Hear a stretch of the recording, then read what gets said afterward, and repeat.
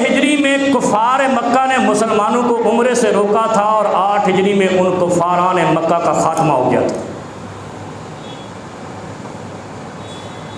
جو شخص کسی حج کی فریضے کی ادائیگی پہ یا عمرے کی ادائیگی پہ جانے والے کو جبراً روکتا ہے، اللہ ان کو برباد کر دیتا ہے، ان کا خاتمہ کر دیتا ہے۔ میں ہاتھ جوڑ کے اپیل کرتا ہوں ان لوگوں سے جو اس ملک کے مقتدر ادارے ہیں، خدا کا خوف کرو۔ وہ کہتے تھے نا شاعر، خود تو ڈوبے ہیں صنم تمہیں بھی لے ڈوبیں گے۔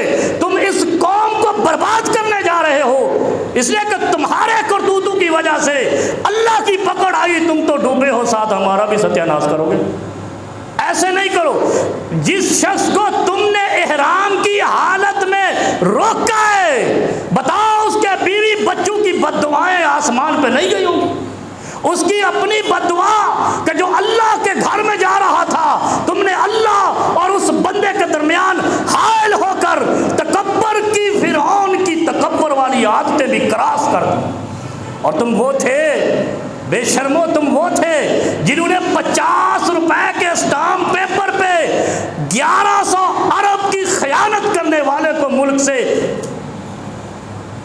کیا کر دیا تھا؟ فرار کرا دیا تھا، بھگا دیا تھا۔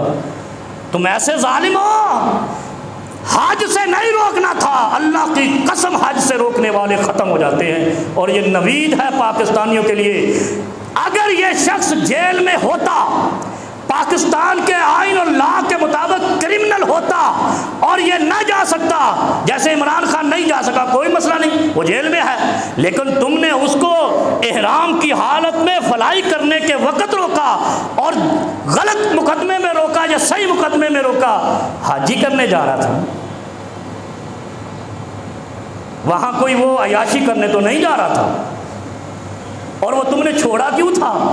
تم نے اس پر ایسا تشدد کیا ہے جو کبھی راز کھلے گا، جیسے سیدنا بلال حبشی کو تپتی ریت پہ لٹا کر تشدد کرتے تھے اور وہ کہتا تھا قولوا لا الہ الا اللہ ثم استقم۔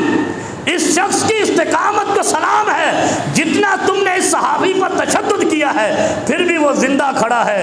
یاد رکھیے، یاد رکھیے، یہ اس سے بات اور بھی نکلتی ہے کہ ایٹم بم سے زیادہ گھاؤ زبان کا ہے۔ ایٹمی قوت کے سرپنچ ایک شخص کی زبان سے دل گرفتہ ہوئے پڑے ہیں اور گھائل ہوئے پڑے ہیں، اس کو اللہ کا فریضہ بھی ادا نہیں کرنے دے رہے۔ یہ بڑی نازک صورتحال ہے۔ عمران ریاض کے ساتھ زیادتی ہوئی ہے، ظلم ہوا ہے۔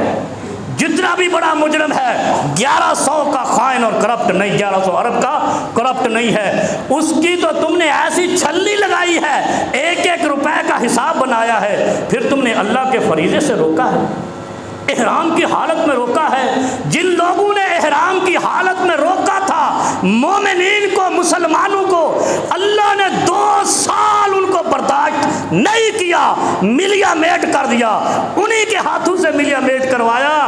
جو لوگ عمرہ کرنے آ رہے تھے تو روکے گئے۔ بس مختصر کرتا ہوں۔